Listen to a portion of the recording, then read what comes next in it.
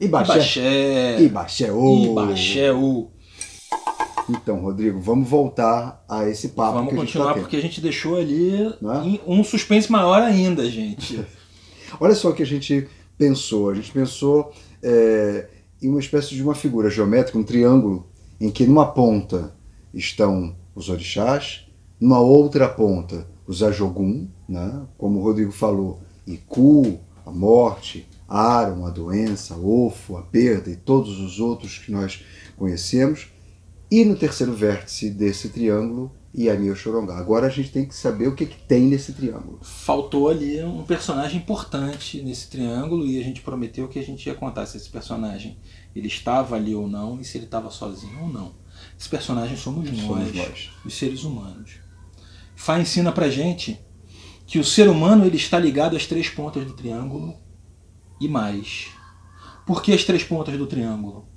Porque não me adianta a proteção de orixá se eu estou sob ameaça de Ajogum. Isso a gente pode entender de uma forma muito simples, gente, isso não é nada complexo. Tá? Se eu estou doente, se eu estou velho, doente, sem saúde e necessitado, Arum virá. A doença virá, trará pela mão Iku, a morte. E talvez o meu orixá não possa fazer por mim nesse momento. Uma outra coisa que a gente podia dizer também, seguindo essa mesma linha de pensamento, é que a própria cabeça, porque então aí é uma questão da natureza humana, envelhecemos e morremos, mas muitas vezes a nossa cabeça ela produz problemas, Exatamente. Os problemas que vivemos. Uma outra possibilidade, os Ajoguns, eles se apresentam em nossa vida conforme muitas vezes as relações que estabelecemos com o mundo, né? O quanto nos colocamos no mundo, quanto o mundo de alguma maneira nos agride, nos ameaça, né? E nos deixa instável. Isso também altera a nossa condição e nos faz viver mal. Exatamente. E aí então precisamos buscar auxílios. Nós precisamos buscar o equilíbrio com todos os elementos dessa figura geométrica que o Rogério falou. Eu preciso ter um equilíbrio com as divindades, eu preciso ter um equilíbrio com aquilo do mundo que é capaz de me lesar, que é capaz de me decompor. E eu preciso conhecer aqueles que agem em todo o sistema.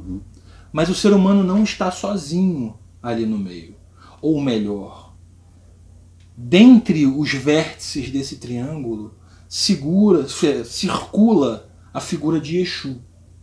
Que é para o panteão iorubá a figura chave, ele é pilar. Ele é a condição de possibilidade do equilíbrio. Só para não perder essa oportunidade, nós tivemos alguns programas, exatamente, né, e não por acaso foram os primeiros, né, em que nós falamos de Exu demoradamente, gastamos alguns programas para poder falar de Exu, homenagear Exu. Estamos agora retomando Exu como um personagem chave, fundamental, um pilar da religião e um pilar do pensamento iorubá, da cosmovisão iorubá. Exatamente. Né?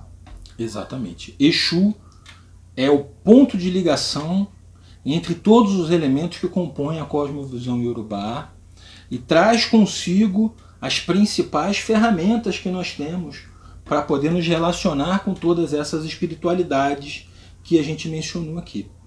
Porém, a gente pode se perguntar assim: o ser humano ele é passível de receber a bênção das divindades, dos orixás, ele é passível de receber a agressão dos Ajogum e receber uma ou outra coisa de Yami. Mas ele se relaciona com todas elas. E o que é que determina para com que elas o abençoem ou elas o condenem? Isso é chave. Né? Isso é muito importante. A questão fundamental é de que maneira, então, a figura do ser humano, inserido nesse ambiente, né, se coloca em equilíbrio, condição de equilíbrio, em condição de desequilíbrio. O que gera, o que produz isso? E aí a gente chega no ponto que a gente vem desejando chegar há algum tempo, que é a questão da conduta. Da conduta.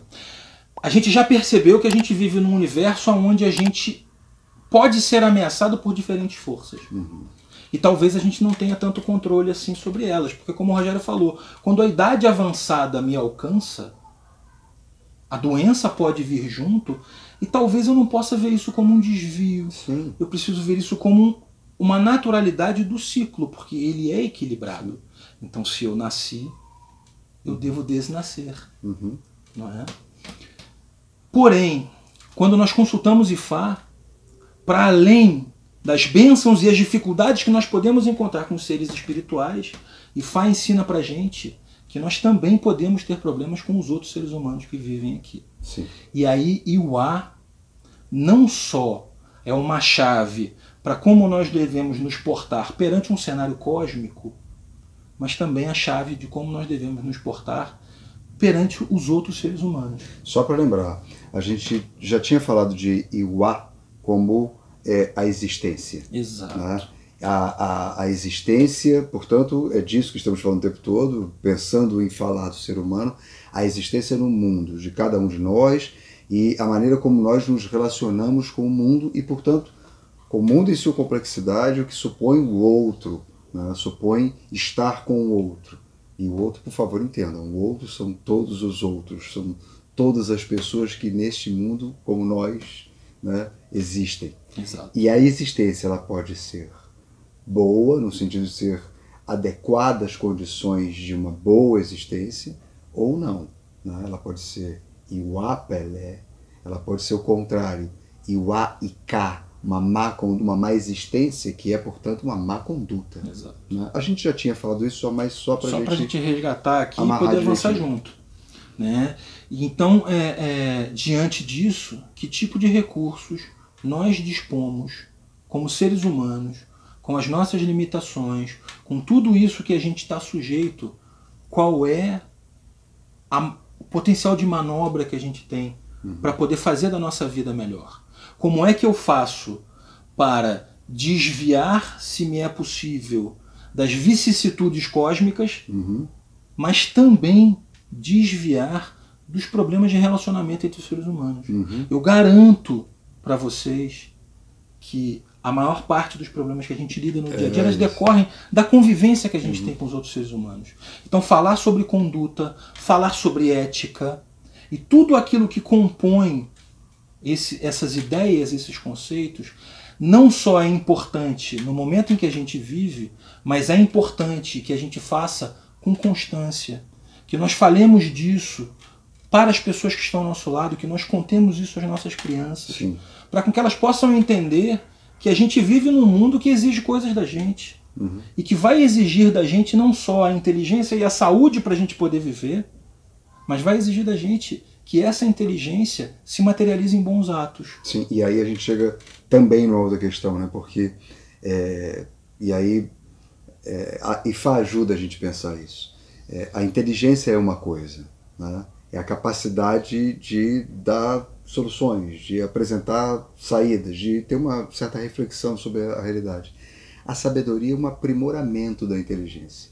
E é disso que falamos. É quando a sabedoria, quando somos sábios, quando podemos nos valer da sabedoria, é quando essa inteligência, ela, de forma aprimorada, é capaz de saber, mesmo quando uma ação seja eficiente, talvez ela não seja razoável naquele momento, talvez seja necessário recuar, talvez a palavra correta não seja a palavra sábia, adequada às circunstâncias. Então, esse tipo de equilíbrio, né, é algo que o tempo todo a gente vê Ifá recomendando para as pessoas, nos recomendando a todos. Exatamente. Ifá ensina para a gente quais são esses recursos para a gente conseguir desviar daqueles problemas que nós somos capazes de evitar.